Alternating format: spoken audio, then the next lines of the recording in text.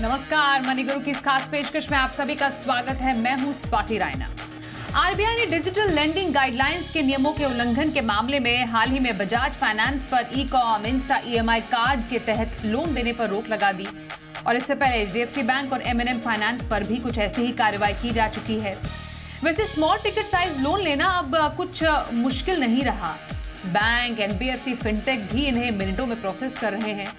पर क्या वाकई आपको इन तरह के लोन लेने चाहिए? इंस्टेंट लोन लेने से पहले आपको क्या ध्यान रखना चाहिए? फटाफट लोन की बारीकियां आज हम समझने वाले हैं और इसी पर बातचीत करने के लिए हमारे साथ दो खास एक्सपर्ट्स हैं। उनका परिचय करा देते हैं। हमारे साथ है Pankaj Matpal, MD optima money, और प्रतिभा गिरीश, फाउंडर फिनवाइज। पंकज जी और प्रतिभा, आप दोनों का बहुत स्वागत करते हैं मनी गुरु के आज के इस खास कार्यक्रम में। आमतौर पर हम देखते हैं कि जो लोन लेना होता है, स्पेशली जो फटाफट लोन है, इंस्टेंट लोन है, चुटकियों में लोन लेना है, ये साल के लगभग इस समय, जब हम दिवाली के बाद का समय हो गया या फिर त्योहारी सीजन में, शादियों के सीजन में बहुत ज़्यादा देखते हैं पंकज जी। काफ़ी सक्रिय हो जाते हैं। एनबीएफसीज हो गए हैं, फिनटेक कंपनियां होती, छोटी डिजिटल लेंडिंग कंपनियां होती है, छुट्टियों पर जाने के लिए लोन, घर के रेनोवेशन के लिए लोन, क्या किस चीज़ के लिए तक लोन नहीं मिलता है। अब हर चीज़ के लिए लोन उपलब्ध है। लेकिन अभी जो ये एक हाल फिलहाल में एक बड़ी खबर आरबीआई की तरफ से आई है, जो एक सख्त कार्रवाई की गई है सबसे बड़े बैंकिंग फाइनेंस कंपनी पर, मैं आपसे पहले समझना चाहती हूँ कि ये हुआ क्या है और आखिरकार आरबीआई को ऐसा सख्त कदम उठाना क्यों पड़ा? स्वाति जी नमस्कार। देखिए, जहां तक बात है बजाज फाइनेंस की, तो उनके दो लोन प्रोडक्ट्स इंस्टा ईएमआई और जो कि मतलब ये डिजिटल लेंडिंग सिस्टम है, उस पर रोक लगाई गई। अब वजह यह है कि जो डिजिटल आरबीआई की गाइडलाइन थी, लास्ट ईयर आरबीआई ने गाइडलाइन इशू की थी, उसमें एक था की फैक्ट स्टेटमेंट कि हर इस तरह के डिजिटल लेंडर को की फैक्ट स्टेटमेंट जारी करना होगा। उसमें सारी बातें, जो भी फीचर्स हैं, वो लिखने होंगे। तो शायद उसमें कुछ खामियां पाई गई और जिसके चलते हुए आरबीआई ने कदम उठाया। लेकिन स्वाति में बात बताऊंगा कि ये सिर्फ एक एग्जाम्पल है कि बजाज फाइनेंस की तरह इस तरह से बहुत सी फिनटेक प्लेटफॉर्म्स हैं, बहुत सी कंपनीज हैं, जहां पर जो आरबीआई की गाइडलाइंस हैं शायद उनको पूरी तरह से फॉलो नहीं किया जा रहा होगा। तो देखिए, गाइडलाइन इसीलिए जारी की गई थी कि कहीं ना कहीं जो लोन इतना इजीली मिल रहा है, उसमें ट्रैप होने के चांसेस भी बहुत ज्यादा हैं और इसके लिए ग्राहक जब भी लोन ले उसको पूरी जानकारी हो। तो ये जैसा आपने एग्जांपल दिया कि बजाज फाइनेंस, उसके साथ साथ एमएनएम और एचडीएफसी, तो पहले भी इस तरह की चीजें हो चुकी हैं और आने वाले समय में भी अगर ग्राहक जागरूक नहीं होंगे तो शायद वो फंस सकते हैं। इसके लिए इन चीजों को समझना बहुत ही जरूरी है। बिल्कुल। तो ये जो पूरा जो ये मामला है आरबीआई के कड़े एक्शन का, और ऐसे कई और बैंकों पे कड़ी कार्रवाई की जा चुकी है। ये जो की फैक्ट स्टेटमेंट है पंकज जी, इसके बारे में थोड़ा समझना जरूरी है, क्योंकि आरबीआई का कहना था कि जो डिजिटल लेंडिंग गाइडलाइंस है उनका उल्लंघन किया गया है। की फैक्ट स्टेटमेंट में जो कुछ होना चाहिए या जैसी जानकारी उपलब्ध होनी चाहिए उसमें खामियां पाई गई। की फैक्ट स्टेटमेंट क्योंकि ग्राहक के लिए पढ़ना बेहद जरूरी होता है लोन लेने से पहले, कोई डिजिटल लोन या जिसको हम इंस्टेंट लोन कहते हैं, आमतौर पर क्या जानकारी इसमें होती है सर? बिल्कुल। देखिए स्वाति जी, क्या है, जब आप कोई भी लोन लेते हैं, मान लीजिए अगर आप बड़े अमाउंट का लोन लेते हैं, होम लोन लेते हैं, पर्सनल लोन लेते हैं, तो आपसे डॉक्यूमेंट साइन कराए जाते हैं और काफी टर्म्स एंड कंडीशंस में लिखी होती हैं। तो लोन कोई भी हो, टर्म्स एंड कंडीशन तो होंगी, लेकिन क्योंकि छोटे लोन में अक्सर, और ये स्पेशली जब आप डिजिटल मोड में ले रहे हैं, ऑनलाइन लोन ले रहे हैं, तो उतनी सारी जानकारी ना तो पढ़ने का आपको टाइम होगा, ना आम नागरिक, आम बोरोवर इस चीज को पढ़ पाता है।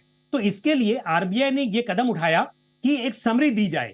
तो एक सिंपल वर्ड्स में, बहुत सिंपल लैंग्वेज में और कम शब्दों में सारी जानकारी है। जानकारी में जैसे कि आपका लोन का एनुअल रेट क्या होगा आपको, क्योंकि ये भी कहा गया है कि आपको लोन के लिए कूलिंग ऑफ पीरियड भी मिलेगा। यानी कि क्योंकि आप ऑनलाइन लोन ले रहे हैं, हो सकता है कि आपको जरूरत ना हो, या आपको, जैसे हम इंश्योरेंस में देखते हैं कि एक फ्री लुक पीरियड होता है, इसी तरह से इस तरह के लोन में भी एक कूलिंग ऑफ पीरियड दिया गया, जो कि अगर 7 दिन से कम का टेन्योर है तो 1 दिन का कूलिंग ऑफ पीरियड, और 7 दिन से अधिक का यदि लोन का टेन्योर है तो कम से कम 3 दिन का कूलिंग ऑफ पीरियड भी मिलेगा। इसको ज्यादा भी दिया जा सकता है, बट आरबीआई की गाइडलाइन है। और इसी तरह से अगर आपको बीच में अपना लोन रिपे करना है या चार्जेस को लेकर, ये सब बातें आपको बतानी होंगी। तो यदि आपका जो ये की फैक्ट स्टेटमेंट है वो दिया नहीं जा रहा है, या फिर उसमें जो बातें आरबीआई ने कही हैं उसमें कहीं कमियां हैं, वो पूरी बातें नहीं बताई जा रही है, तो इसका मतलब कि जो आरबीआई की गाइडलाइन है रेगुलेट करने के लिए, उसको कॉम्प्लाई नहीं किया जा रहा है। और जहां तक बात है बजाज की, तो यही इसी तरह की कुछ कमियां पाई गई, जिसके आधार पर उनके 2 प्रोडक्ट सस्पेंड कर दिए गए। बिल्कुल, ये हमने समझा डिजिटल लोन के बारे में कि आखिरकार गड़बड़ी कहां पर हुई है और किस तरीके से आरबीआई ने काफी सख्ती दिखाई है। कुछ बेसिक जानकारी जो होनी चाहिए ग्राहकों को, उसके तहत कंप्लायंस नहीं होने के चलते कुछ पाबंदियां लगाई गई कुछ बैंकों पर, कुछ एनबीएफसीज पर। लेकिन ये जो फटाफट लोन देने का जो ये पूरा एक ट्रेंड चला है प्रतिभा, ये आज का नहीं है। और शुरुआत में मैंने शो के यही कहा था, ये एक नया फैशन सा बन गया है। हर कोई चाहता है कि उनकी मनपसंद चीज उनके हाथ में आ जाए, तो क्यों ना लोन ले लिया जाए। अब क्योंकि उस तरीके के लोन भी उपलब्ध हैं। पहले तो होम लोन लेने के लिए आपको एक लंबा चौड़ा प्रोसेस चाहिए, या गाड़ी का लोन लेने के लिए आपको प्रोसेस चाहिए होता है। पर ये जो स्मॉल टिकट साइज लोन होते हैं, इनमें ज्यादा माथापच्ची होती नहीं है। लेकिन पहले माथापच्ची हो ना हो, बाद की माथापच्ची सिरदर्दी लोगों के सिर जरूर चढ़ जाती है। ये जो चुटकियों में लोन होता है, ये लोग यूजुअली लेते क्यों हैं? और ये जो बैंक्स या एनबीएफसीज बेसिकली या फिनटेक कंपनियां हैं, ये कैसे बांटती है ग्राहकों को? जैसे आपने कुछ कंज्यूमर ड्यूरेबल खरीदना चाहिए, आपके घर में आपको टीवी लेना है, तो एक सिंपल सा ये है, आपके पास पैसा है टीवी लेने के लिए, आपने इकट्ठा किया हुआ है और आप शॉप में जाते हो टीवी लेने के लिए, तो वो बताते हैं आपको 0% ईएमआई में मिल जाएगा। बैक एंड में बजाज फाइनेंस जैसे कोई भी कई सारे कंपनियां आपको 0% ईएमआई में देते हैं। तो आप सोचते हो कि मैं छोटा टीवी लेने लेने आई थी, लेकिन अगर मुझे ईएमआई मिल रहा है तो क्यों ना मैं थोड़ा बड़ा टीवी लूं। तो आपका थोड़ा लालच होता है कि बेटर अगर ले सके तो क्यों ना ले। तो ये एक पॉपुलर तरीका है, जो आप अगर शॉपिंग करने जाओ तो आपको 0% लोन मिला जाता है। और कई सारे ऐसे ऐप्स है, आपको कोई बेनिफिट के लिए आपने डाउनलोड किया तो तुरंत आपको एलिजिबिलिटी क्राइटेरिया आ जाता है। तो अगर आप अफोर्ड भी नहीं कर सकते, मान लो आपको कोई हॉलिडे में जाना है, आप इंटरनेशनल हॉलिडे में जाना चाहते हो, लेकिन अभी आपके पास उतने पैसे नहीं है उसको चुकाने के लिए, तो आप टेम्प्ट जरूर हो जाते हो कि आप शायद लोन लेके जा सकते हो। तो ध्यान रखना है कि अगर आपके पास वो लोन इंस्टेंटली अगर आप रीपे नहीं कर सकते, वो लोन लेना ही नहीं है। क्योंकि वो लेते वक्त तो सबको अच्छा लगता है, छुट्टी पे जाते वक्त भी बहुत अच्छा लगता है, लेकिन उसका नतीजा जो है, आप अगला 12 महीने तक जब ईएमआई भरोगे तो बहुत दुखी हो जाएंगे, आपका प्लान का पूरा चौपट हो जाएगा, शायद आपका इन्वेस्टमेंट स्टॉप करने पड़ेंगे, और आप ये सोच भी नहीं सकते हो कि आप कितना सारा इंटरेस्ट पे के जरिए कितना सारा पे कर रहे हो। बिल्कुल पंकज जी, क्योंकि इंस्टेंट लोन जो होते हैं या डिजिटल लोन, फटाफट लोन, चाहे कुछ भी कह लीजिए, नाम अनेक है लेकिन काम इनका एक ही है। क्यों ऐसा होता है कि इनको कहा जाता है कि आप लोन लीजिए चुटकियों में? जैसा मैंने अभी कुछ देर पहले बोला था कि लोन प्रोसेस करने की जो प्रक्रिया होती है, वो बाकायदा दस्तावेज के बाद, एलिजिबिलिटी चेक करने के बाद, आपका सिबिल स्कोर चेक करने के बाद होती है। लेकिन कोई अगर आपको कह दे कि आपका लोन तो 1 दिन में प्रोसेस हो जाएगा, क्या वाकई ये मुमकिन है? इस तरीके के लोन क्या लेने सही रहते हैं? और क्या बिना दस्तावेज चेक किए, मोस्टली बिना केवाईसी के, अगर आपको बोले कि आपका लोन तो हम प्रोसेस कर देंगे चुटकियों में, तो क्या वो सही तरीका है? स्वाति जी, लोन कुछ घंटों में नहीं बल्कि कुछ मिनटों में ही सैंक्शन हो जाता है और आपके बैंक अकाउंट में आ जाता है। आजकल बहुत से P2P लैंडिंग प्लेटफॉर्म्स भी हैं, और इसके अलावा जब हम बात करते हैं बाय नाउ पे लेटर, तो ऐसा नहीं है कि आपका जो सिबिल स्कोर है या फिर आपकी रिपेमेंट हिस्ट्री है उसको वेरीफाई नहीं किया जाता है। एक्चुअली क्योंकि टेक्नोलॉजी एडवांस हो गई है, तो टेक्नोलॉजी की मदद से अब ये जो लैंडर्स हैं वो आपके बैंक अकाउंट तक पहुंच जाते हैं। तो जनरली होता ही है कि फिनटेक प्लेटफॉर्म के पास एक्सेस होता है आपके बैंक अकाउंट का, वो आप ही एक्सेस देते हैं, लेकिन टेक्नोलॉजी होती है जिसकी मदद से उनके पास, क्योंकि बैंकिंग एग्रीगेटर का लाइसेंस है, तो जैसे ही आपने परमिशन दी वो आपके बैंक अकाउंट को एक्सेस कर सकते हैं, आपके इनकम टैक्स जहां पर आप अपना ITR फाइल करते हैं उसे एक्सेस कर सकते हैं। तो डिजिटल ये सुविधा के माध्यम से और टेक्नोलॉजी के माध्यम से आपके सभी डॉक्यूमेंट्स, चाहे वो आपके Aadhaar card, PAN card, bank statements, सभी की जानकारी उनको मिल जाती है और ये ऑटोमेटिक प्रोसेस होता है, ऑनलाइन ये वेरीफाई होता है, उसके आधार पर लोन मिलता है। तो KYC हो या फिर आपके पेमेंट हिस्ट्री हो या आपकी क्रेडिट वर्दीनेस हो, ये बिल्कुल देखी जाती है। लेकिन फर्क ये है कि यहाँ पर थोड़े से चांसेस हो सकते हैं कि यहाँ पर कुछ, जब आप एक ह्यूमन इंटरवेंशन होता है, खुद देखते हैं तो शायद कुछ फर्क हो, लेकिन टेक्नोलॉजी के माध्यम से देखा जाता है तो यहाँ पर कई बार कुछ कमियां रह सकती हैं, वो एक पार्ट है। लेकिन दूसरी बात यह है कि जब आप होम लोन लेते हैं या फिर कार लोन, पर्सनल लोन लेते हैं, तो अक्सर देखा जाता है कि एक मिनिमम क्रेडिट स्कोर आपका इतना होना चाहिए। लेकिन जब आप इस तरह के छोटे लोन लेते हैं तो ये थोड़े से ऐसे बोरोवर्स जिनका प्रोफाइल उतना स्ट्रांग नहीं होता है, उनको भी लोन मिल जाता है और यहीं पर थोड़ा सा गलती होने के और थोड़ा रिस्क बढ़ जाता है कि लोन रीपे नहीं होंगे या फिर बाद में जो रिकवरी होगी उसको लेकर दिक्कतें आएंगी। तो इसके लिए जब जल्दी मिलता है तो यहाँ ट्रैप होने के चांसेस भी बढ़ जाते हैं। और हमने खुद अपने अलग अलग कार्यक्रमों के माध्यम से जी बिजनेस पर फटाफट लोन या चुटकियों में लोन देने वाली कई फर्जी कंपनियों के बारे में खुलासा भी किया है। बाकायदा हमने कई मुहिम ऑपरेशंस चलाए हैं बताने के लिए कि जागरूक होना चाहिए ग्राहक को। अगर वो पैसा कहीं से ले रहे हैं कर्ज पर तो मुफ्त में नहीं होगा, उसके पीछे कोई ना कोई एक ऐसी कहानी होगी जो शायद कई बार आपको मालूम नहीं होती है। जब तक आपको इसके बारे में मालूम नहीं है तब तक आप उस पर आगे बढ़िए ही नहीं।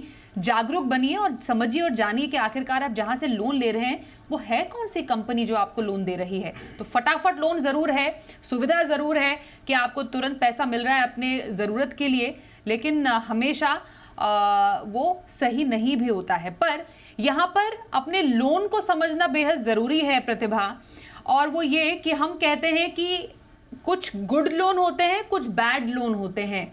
तो सबसे पहले बताइए ये गुड लोन क्या होता है? हम क्यों कहते हैं कि गुड लोन जो है उसमें ज़्यादा दिक्कत नहीं होती, और बैड लोन को नाम बैड लोन क्यों दिया गया है? उसके अंदर कौन कौन से लोन आते हैं? आमतौर पे गुड लोन मतलब आप कोई भी एक ऐसा एसेट खरीद रहे हो जिससे फ्यूचर में आपको या कैश फ्लो होगा या आपका कैश फ्लो का क्षमता बढ़ेगा या फिर आपका जो एक्सपेंडिचर है वो कम हो सकता है। एग्जाम्पल के तौर पे अगर आप एजुकेशन लोन लेते हो तो आप एजुकेशन इसलिए ले रहे हो कि आप ज्यादा इनकम कमा सकोगे। अगर आप होम लोन ले रहे हो तो आगे जाके आपको रेंटल नहीं भरना पड़ेगा और एग्जिस्टिंग जो घर है जिसमें रहने वाले हो उसका भी एप्रिसिएशन होगा। तो एप्रिसिएटिंग एसेट खरीद रहे हो और आपका एक्सपेंसेस भी कम हो रहा है, ये बहुत गुड लोन्स होते हैं। लेकिन अगर आप लोन लेके ऐसा कोई एसेट खरीद रहे हो जो डेप्रिशिएट होता है या फिर मोमेंटली, जैसे आपने लोन लेके इंटरनेशनल हॉलिडे पे चले गए, उस टाइम पे मोमेंटली आपको बहुत ज्यादा हैप्पीनेस जरूर मिलता है कि हाँ हम इंटरनेशनल हॉलिडे अफोर्ड कर पाए, लेकिन ये बहुत कम समय के लिए टिकता है, उसके बाद उसका वैल्यू नहीं रहता, ये डेप्रिशिएट होता है। फॉर एग्जांपल कार लोन भी डेप्रिशिएट होता है, कार का प्राइस भी डेप्रिशिएट होता है, इसको बैड लोन कहते हैं। तो जो गुड लोन है उसके लिए आप लोन ले सकते हैं। जो अगर आप कोई भी ऐसा चीज के लिए ले रहे हो जो डेप्रिशिएट हो रहा है या फिर लंबे समय अवधि के लिए आपको हैप्पीनेस नहीं देने वाला, तो आप सोचिए कि ये शायद बैड लोन है और ये ना ले तो क्या आपके लाइफ में बहुत ज्यादा फर्क पड़ेगा। इट्स बेटर कि आप थोड़ा इकट्ठा करें पैसा, उसके बाद वो हॉलिडे मनाएं रादर देन लोन लेके आप पछताए। बिल्कुल। तो लोन लेने में कोई ऐसी मनाही या परेशानी नहीं है, पर आपको मालूम होना चाहिए, जैसे हमारे एक्सपर्ट्स कह रहे हैं कि जो आप लोन ले रहे हैं आप किस कारणवश ले रहे हैं, और जो आपका लोन है उसके एवज में आपको कितना ब्याज देना पड़ जाएगा। क्या वाकई वो आप पर भारी तो नहीं पड़ रहा है वो लोन, वो आपको समझने की ज़रूरत है। गुड लोन और बैड लोन के बीच का अंतर भी हमने समझा है। एक ब्रेक के लिए यहाँ पर रुकते हैं। ब्रेक के बाद जानना समझना बेहद ज़रूरी है कि अगर आपको लोन ही लेना है तो कितना लोन लेना सही है, और भी कुछ चर्चा करेंगे एक छोटे से ब्रेक के बाद।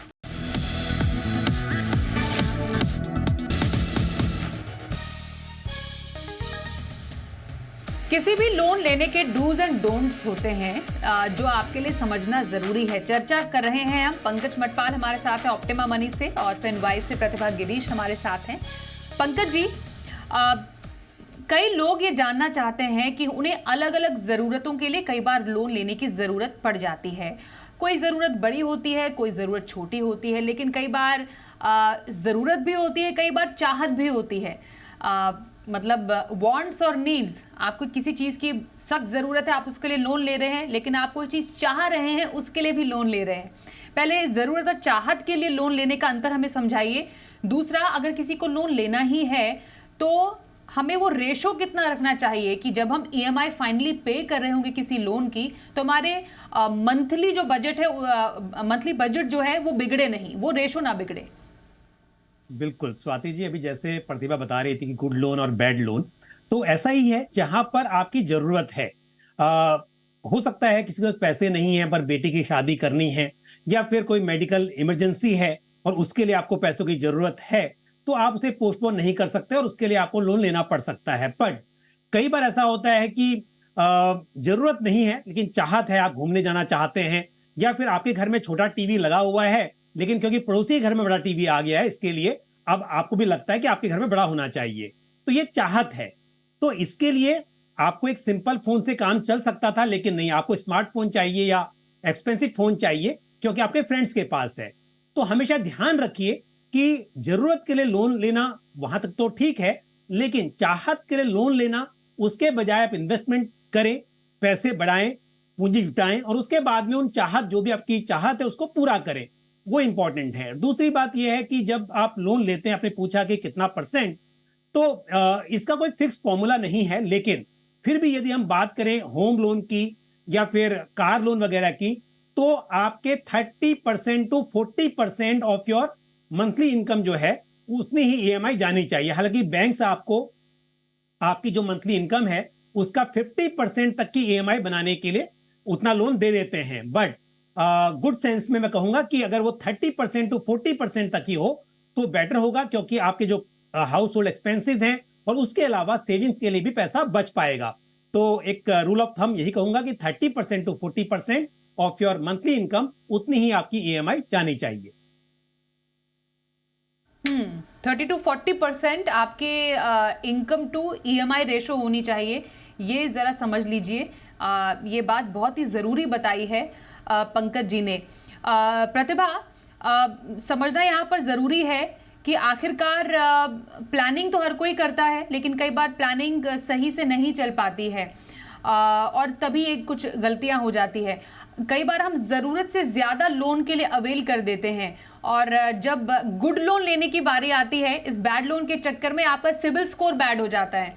तो आपका सिबिल स्कोर ना घटे ना कम हो, तो आपको लोन की जो हेल्दी हैबिट्स हैं, लोन बिहेवियर हेल्दी कैसे रखना चाहिए? पहला जो लोन हम लेते हैं, जैसे क्रेडिट कार्ड का जो आपका यूसेज है, उसे वो बहुत ही एक अच्छा टूल है जिससे आप अपना सिबिल स्कोर बढ़ा सकते हैं। कई सारे बेनिफिट्स होते हैं क्रेडिट कार्ड के, लेकिन कभी-कभी गलती से एक डेट स्पाइरल में चला जाता है। तो पहला तो आप अपना सिबिल स्कोर बढ़ाने के लिए हर जो आपका आउटस्टैंडिंग है वो टाइम पे भरें। जैसे क्रेडिट कार्ड आपने लिया तो मिनिमम ड्यू अगर आपको भरना है, आपको नहीं मिनिमम ड्यू भरना है, आपको पूरा का पूरा अमाउंट भरना है, बट अगर आप मिनिमम ड्यू भी नहीं भरेंगे डेडलाइन के अंदर तो आपका सिबिल स्कोर घट सकता है। तो आपको सिबिल स्कोर बढ़ाने के लिए इन टाइम पेमेंट करना चाहिए। जैसे पंकज जी ने बहुत अच्छी तरह से परसेंटेज के हिसाब से समझाया, आप इतना लोन ना ले कि आपको वो पे करने में दिक्कत हो या डिले हो जाए। अगर आपका सिबिल स्कोर गलत हो जाता है, मतलब कम हो जाता है, तो आपका इंटरेस्ट रेट्स भी बढ़ने लगता है। आगे जाके अब उसको करेक्ट करने, मतलब इंस्टेंटली नहीं है कि आपने गलत कर दिया और अगले 2 महीने में आपने करेक्टली पे किया तो इंस्टेंटली आपका स्कोर बढ़ेगा नहीं, उसको ठीक करने में भी समय लगता है। तो कोई भी लोन लो, आप अपना क्षमता देखिए और उससे थोड़ा कम ही ले। अगर आपको लगता है आप 50,000 तक ईएमआई भर सकते हो तो आप 40,000 का ले, ताकि आपको कोई प्रॉब्लम ना हो आगे जाके कि कोई भी डेडलाइन आपने मिस कर दिया। बिल्कुल सही बोला आपने प्रतिभा। तो लोन लेने की ज़रूरत ही ना पड़े पंकज जी, क्योंकि फाइनेंशियल प्लानिंग का जो महत्व है, जो मूल है, मूल मंत्र हम कहते हैं, वो यही होता है कि आपको ज़रूरत के समय पे आपका जो अपना पैसा है, जो आपने पैसे से पैसा बनाया है, वही काम में आए। तो जो आपकी चाहते हैं उसको पूरा करने के लिए आपको लोन लेने की ज़रूरत ना पड़े, ये छोटी छोटी प्लानिंग हर स्टेज पर कैसे की जाए?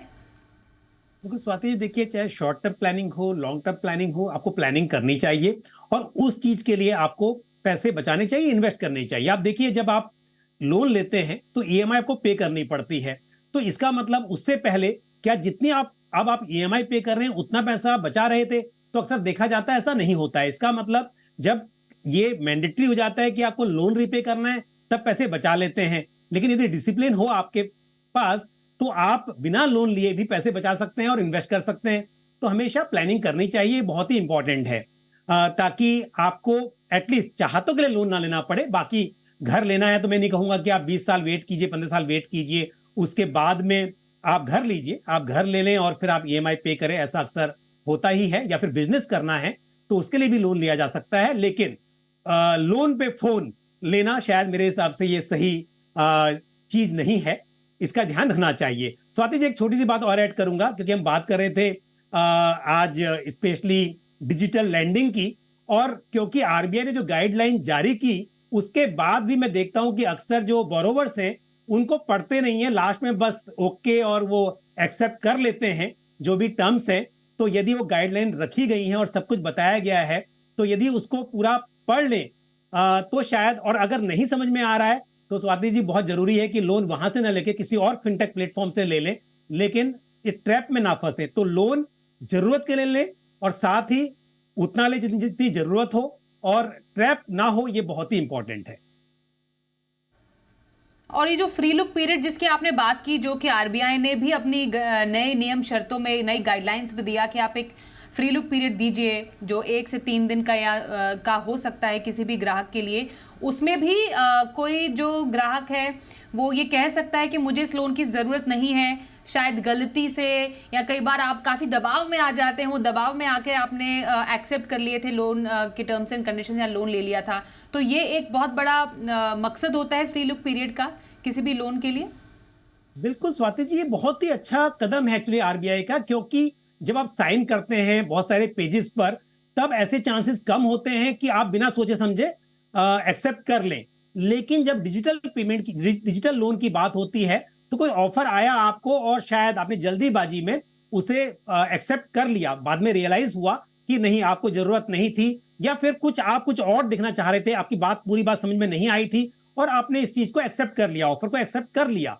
तो इसीलिए आरबीआई ने वो आपको कूलिंग ऑफ पीरियड दिया हुआ है। तो ग्राहकों को समझना चाहिए कि आपके बेनिफिट में है, आप समझें और उसका यूज करें। तो जैसा मैंने पहले भी कहा कि ये टर्म्स एंड कंडीशंस जो हैं आरबीआई ने बहुत अच्छी लिस्ट बनाई हुई है, उसका ध्यान रखना बहुत ही जरूरी है। बिल्कुल। तो डिजिटल लोन कैसे लें, क्या ग्राहकों के अधिकार है, आपको फटाफट लोन कब लेना चाहिए, कब थोड़ा अपने आप को संयम में रखना चाहिए, क्या वाकई आपको लोन की ज़रूरत है कि नहीं, ये सवाल आपको अपने से भी पूछने हैं और उसके बाद ही आप किसी तरीके के लोन को लीजिए। तमाम बारीकियां हमने समझी। पंकज जी, प्रतिभा, आप दोनों का बहुत धन्यवाद करते हैं हमारे साथ इस खास कार्यक्रम में शामिल होने के लिए। रुकेंगे एक ब्रेक के लिए, देखते रहिए जी बिजनेस।